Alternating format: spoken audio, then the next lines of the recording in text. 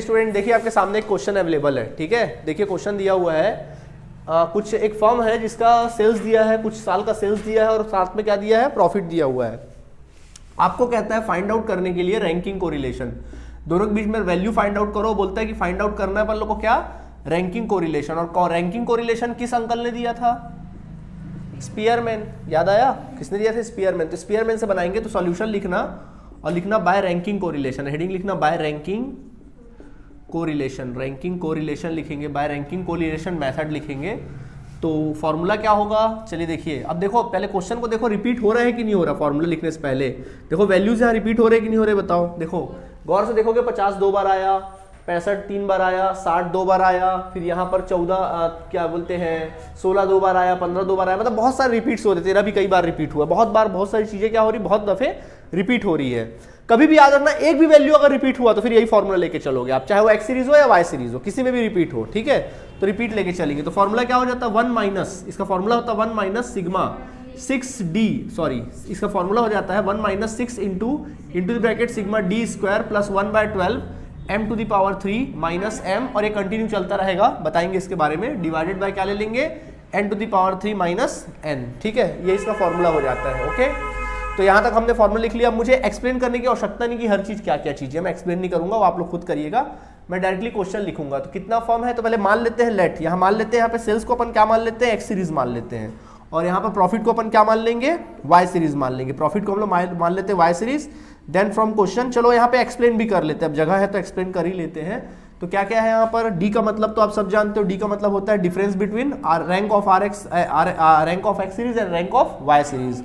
और यहाँ पर सिग्मा डी स्क्वायर का मतलब क्या हो जाएगा, total of square of D, square of D, total of square of D, okay. और एन का मतलब होता है नंबर ऑफ आइटम्स, तो नंबर ऑफ आइटम्स। चलिए पहले अपन लोग सीरीज बना लेते हैं, जो रिक्वायरमेंट है उसका सीरीज बना लेते हैं। तो चलिए देखिए एक टेबल अपन को बनाना पड़ेगा, तो यहाँ पे मैं टेबल क्रिएट कर लेता हूँ, ठीक है।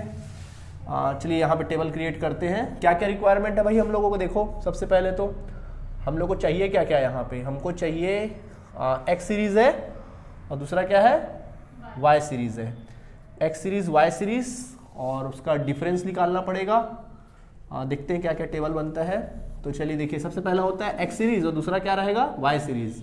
और एक्स सीरीज का अपन क्या देंगे, रैंक देंगे ना, तो यहाँ पे क्या हो जाएगा, रैंक हो जाएगा, ठीक है। थोड़ा जगह कम बना लेते, फालतू का जगह वेस्ट नहीं करते। और यहाँ पर क्या हो जाएगा, रैंक ऑफ वाई सीरीज, ठीक है। यहाँ से आएगा डी, आर एक्स में से आर वाई क्या करोगे, घटा दोगे, और यहाँ पर आ जाएगा क्या, डी का स्क्वायर आ जाएगा, ठीक है। तो इतना जगह हमारे पास फिर भी क्या हो जाना है, बचा लेते हैं। चलिए देखिए तो कितने आइटम्स हैं यहाँ पे, 50, 3 3 6 3 9, तो 10 आइटम है। 1 2 3 4 5 6 7 8 9 और ये फिर 10, ठीक है। वैल्यू लिखो, चलो बोलो। पहला क्या है, 50 है, 50 है, फिर कितना है 55 है, 60 है, देन फिर कितना है 65 है, 65 है, 65 है, देन फिर कितना है 60 एंड 60 एंड देन फाइनली 50। वैसे वाई का वैल्यू लिखो, देखो 11 13 13, फिर 14, फिर कितना 16 16 15 15 और फिर देन 14 13 और 13, ठीक है। चलो रैंक दें अपन लोग।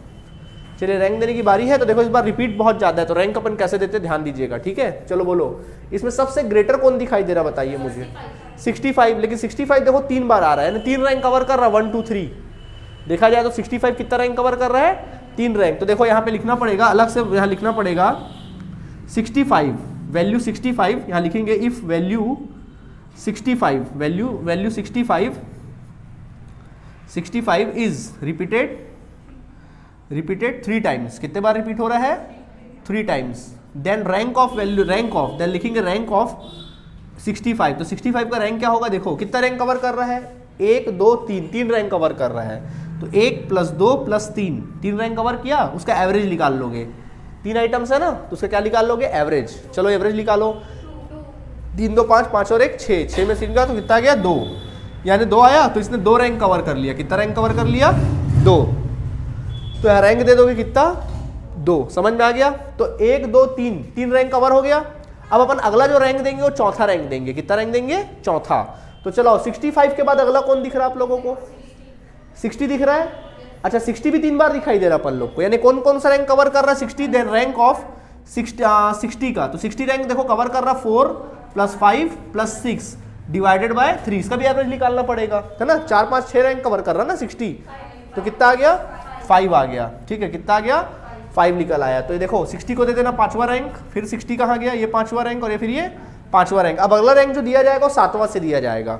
तो बताओ 60 के बाद कौन दिख रहा है तुम लोगों को, हाँ 55, ये 7वां रैंक हो जाएगा। कितना रैंक हो जाएगा, 7वां रैंक हो जाएगा, ओके। और उसके बाद फिर क्या दिख रहा है आप लोगों को, 50 दिख रहा है, 53 रैंक फिर कवर कर रहा है, यानी 50 का अगर आप रैंक निकालोगे तो यहाँ पे मैं लिखना चाहूंगा रैंक ऑफ 55। तो बेटा 55 का रैंक अगर आप निकालोगे तो 55 है ना, 50 सॉरी सिर्फ 50 है, तो देखो 50 कौन सा रैंक कवर कर रहा है, 8 + 9 + 10, चलो एवरेज निकालो, 9 आ जाएगा। कितना आ जाएगा 9, तो ये कवर कर लिया 9 और 9। समझ में आ गया रैंक देना, कोई दिक्कत, रैंक आपने दे दिया और यहाँ पे साथ साथ लिख दो कि कितने बार रिपीट हुआ है। तो अगर देखा जाए तो 65 जो रिपीट्स हुआ, कितने बार रिपीट हुआ है, m1 इज इक्वल टू, यहाँ रिपीट्स को लिखना m1 is equal to repeat कितने बार हुआ, देखो पहला जो है 65 जो 3 बार रिपीट हुआ, 3 बार लिख लेना। उसके बाद जो 60 वो कितने बार रिपीट हुआ, m2 इज इक्वल टू कितना, ये भी 3 टाइम्स रिपीट हुआ, ध्यान रहे। और ये भी कितने बार रिपीट हुआ है, m3 इज इक्वल टू कितना, 3 टाइम्स, 3 बार रिपीट हुआ है। ये भी समझ में आ गया कि नहीं आ गया, कौन सा रैंक बचा, कुछ नहीं बचा, सब हो गया। हाँ दिए ना, 7वां रैंक दिए ना उसको अपन लोग, नहीं उसको नहीं लेना है, ठीक है, बस एक बार क्लियर है। जो जो रिपीट्स हो रहे हैं उनको लेना है, जो रिपीट नहीं हो उनको नहीं लेना, क्लियर है। अब हम बात करते हैं इसमें रैंक देने की बात करते हैं, तो देखने के देखें, चलो बताओ इसमें सबसे ग्रेटर कौन दिखाई दे रहा है आप लोग को, 16। तो देखो 16 कितने रैंक कवर कर रहा है, 2 रैंक कवर कर रहा है, तो अपन लिखेंगे रैंक ऑफ 16 का रैंक कितने बार रिपीट कवर कर रहा है, पहला रैंक दूसरा रैंक डिवाइड बाय 2, तो कितना आ जाएगा 1.5। और रिपीट कितने बार हो रहा है, m4 इज इक्वल टू क्या मान लेना, 2 मान लेना, क्योंकि 2 बार रिपीट हुआ है, तो m4 इज इक्वल टू 2, ठीक है। तो देखो किसको रैंक दे दो, 16 को 1.5 और 1.5, और कहीं रिपीट हुआ नहीं हुआ। अगला कौन दिख रहा है आपको, 15 भी 2 बार रिपीट हो रहा है, तो यहाँ पे लिखना पड़ेगा रैंक ऑफ 15, रैंक ऑफ 15, तो कितने बार रिपीट हो रहा है, 2 बार। तो देखो रैंक कौन सा कवर कर रहा है, 1 2 के बाद ही कवर कर रहा है, 3 और 4, तो क्या लेंगे अपन 3 + 4 डिवाइड बाय 2, चलो बोलो 3.5। और ये भी कितने बार हो जाएगा, m5 is equal to 2 times, 2 बार रिपीट हो रहा है ना 2। तो देखो बच्चों यहाँ पे 3.5 ले लेंगे, इसको भी कितना देंगे 3.5, तो हो गया। बताओ 4 रैंक कवर हो गया। अब अगला रैंक जो देना है 5वां रैंक देंगे, तो बताओ 15 के बाद कौन दिख रहा है अपन लोग को, 14। अच्छा ये भी 2 बार रिपीट हो रहा है 14 भी, तो चलिए रैंक ऑफ 14 क्या लेंगे, रैंक ऑफ 14, तो 5वां रैंक प्लस 6वां रैंक डिवाइड बाय 2, चलो बोलो 5.5, कितना आ जाएगा 5.5। Then your m6 is equal to 2, ये भी 2 बार रिपीट हो रहा है, ठीक है, 2 ले लेंगे तो कितना आया 5.5। तो 14 जो कवर करेगा 5.5 और 5.5 यानी 6 रैंक कवर, ठीक है। अब 7वां रैंक किसको देना पड़ेगा अपन को, 13। अरे ये भी 3 बार रिपीट हो रहा है भैया 13, चलो उसको भी काम करें, तो रैंक ऑफ क्या 13, तो 13 को आप देंगे देखो 7वां प्लस 8वां डिवाइड बाय 2, चलो अच्छा 3 बार हो रहा है क्या, तो 7वां 8वां 9वां, चलो बोलो 3 का मल्टीप्लाई करो, 3 का डिवाइड करो, 13 जो है 3 बार रिपीट हुआ है ना, ओके कितना हो रहा है, करेक्ट 8 आ रहा है, तो 8 आया। तो देखो 8वां रैंक दे दो, 13 को 8वां रैंक, इसको 8वां रैंक, इसको 8वां रैंक, जबकि ये 10वां रैंक आ जाएगा 11वां, लास्ट तो 11वां बच गया, 8वां 9वां 10, हाँ 7वां 8वां 9वां, तो ठीक है कितना 9वां 10वां, लास्ट 10वां हो गया। तो ये क्या हो गया m7 इज इक्वल टू क्या हो जाएगा भाई 3 टाइम्स। अब देखो मैं थोड़ा जगह बचाने के लिए मैंने साइड में लिख दिया, आप इसको अलग से थोड़ा अच्छे से भी लिख सकते हैं आप लोग इसके रिपीट्स को, ठीक है, इस प्रकार से लिख लेंगे आप लोग, क्लियर है आप सभी को। अब हम लोग रैंक निकाले दोनों के बीच का डिफरेंस, चलो रैंक निकालते हैं। 9 में से 10 जाएगा -1, 9 में से 8 जाएगा +1, 7 में से 5.5 जाएगा 2 + 2.5 आ जाएगा, है ना, नहीं 1.5 आएगा, कितना आएगा +1.5 1.5 आ जाएगा। फिर उसके बाद 5 में से 1.5 जाएगा, हाँ जी 3.5 प्लस में, 2 में से 1.5 जाएगा कितना 0.5, फिर 2 में से 3.5 जाएगा -0.5 1.5 -1.5, 2 में से 3.5 जाएगा, फिर कितना बचेगा -1.5 बच जाएगा, फिर 5 में से 5.5 जाएगा तो कितना जाएगा -0.5 आ जाएगा, 5 में से 8 जाएगा -3 एंड देन 9 में से 1 आ गया।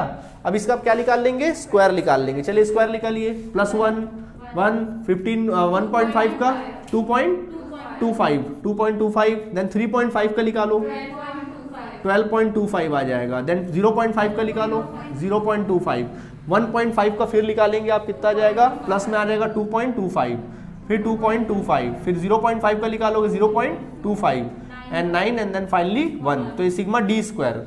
तो देखो बच्चों n का वैल्यू कितना हो गया 10 और सिग्मा d स्क्वायर निकालिए। चलिए ये कितना 31.5 31 पॉइंट कितना आ गया 5, ये आ रहा है 31.5। चलिए नोट करिए जल्दी से।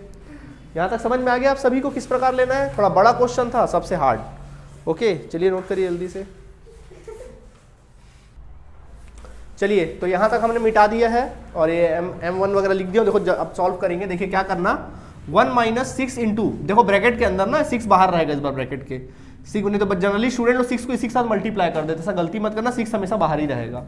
सिग्मा डी स्क्वायर कितना है अपना 31.5 एज इट इज लिख दो 1/12 करना, क्या करना 1/12।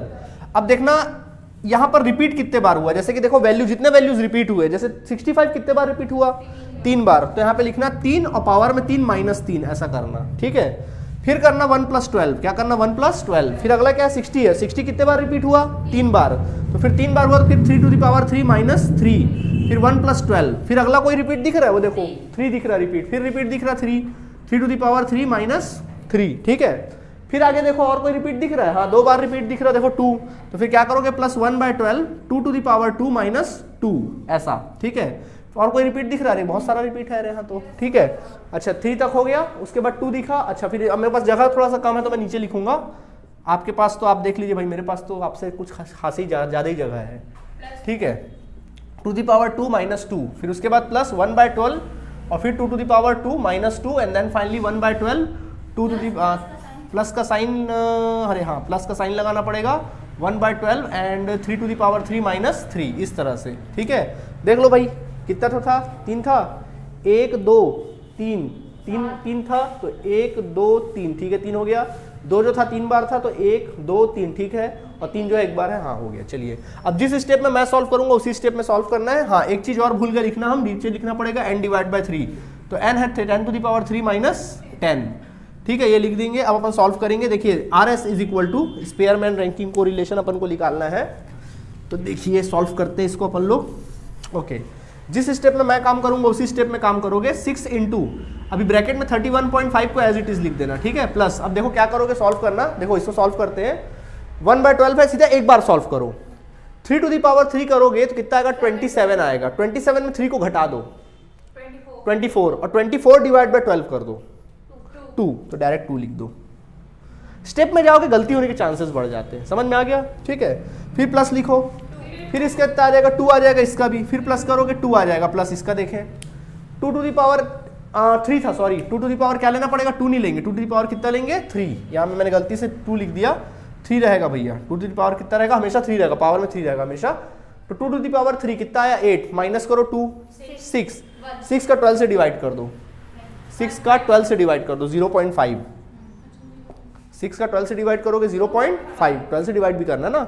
फिर वैसे इसका भी वही आ जाएगा प्लस 0.5, फिर प्लस 0.5 प्लस इसको सॉल्व करो कितना आएगा, फिर 2 आ जाएगा, ठीक है। ब्रैकेट क्या करना क्लोज करना, डिवाइडेड बाय 1000 माइनस क्या करोगे 10, then RS is equal to 1 minus 6 into, चलो अभी सबको जोड़ दो, सबको जोड़ दो।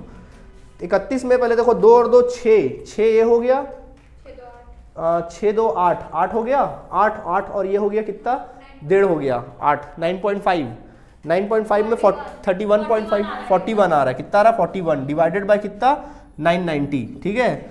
सॉल्व करोगे RS is equal to, solve कर लेना, RS इज इक्वल टू बोलो कितना 246, ये आया डिवाइड बाय 990, ठीक है। अब इसको और आगे कंटिन्यू करते हैं अपन लोग, तो देखिए if RS is equal to कितना हो जाएगा, देखो एलसीएम निकालोगे कितना आएगा 990 आएगा एलसीएम, तो 990 बन जा 990, ठीक है, माइनस करेंगे 246 ना, सॉल्व कर दीजिए, चलिए माइनस करिए 744 डिवाइड बाय 990, डिवाइड करिए 0.75 ऑलमोस्ट 15, चलिए ठीक है 15, तो ये आ गया आंसर, देख लो आप लोगों का। आया बात समझ में कि नहीं आया, कोई दिक्कत है?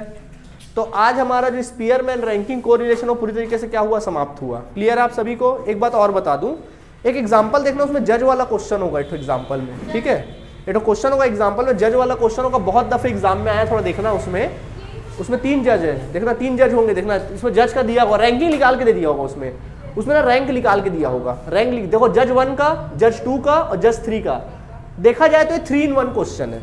कैसा है? 3 in 1 है, रैंक निकाल के दिया नो डाउट। अब सुनो कैसे बनाओगे इसको, सॉल्यूशन में मत जाना, रैंक आपको निकाल के दिया, इसका रैंक निकाल के दिया, रैंक सबको निकाल के दिया, रैंक दिया। देखो इसमें क्या करना है आपको, पहले आपको कोरिलेशन निकालना है पहले जज का दूसरे जज के साथ, समझ गए, इन दोनों का कोरिलेशन निकालोगे, ठीक है, फिर दूसरे का किसके साथ निकालोगे, तीसरे का साथ निकालोगे, ठीक है, और फिर पहले का किसके साथ निकालोगे, तीसरे के साथ निकालोगे, यानी 3 in 1 क्वेश्चन है, क्या है 3 in 1, ये कोरिलेशन है, कई दफे एग्जाम में आया, बना लोगे कि नहीं बना लोगे, 3 बार ये पूरा, हाँ 3 बार ये पूरा प्रोसेस है। हाँ उसमें एक दिक्कत की बात नहीं, रैंक निकाल के दिया है और उसमें रिपीट भी नहीं वैल्यूज, तो सीधा सीधा बनाना पहले वाले कंडीशन जैसे, एकदम सामान्य है। टेंशन इसका रहता है, टेंशन उसका नहीं रहता, ठीक है, बना लोगे रैंक वाला, जज वाला क्वेश्चन अच्छे से देख लेना, ओके। तो आज हम ये क्वेश्चन को क्या माने यहीं पे समाप्त। तो आज हमारा यूनिट 3 जो है पूरी तरीके से क्या हुआ, सॉरी यूनिट 3 का chapter number 1 linear correlation complete हुआ। नेक्स्ट क्लास में हम लोग पढ़ेंगे linear regression, okay. Thank you बच्चों।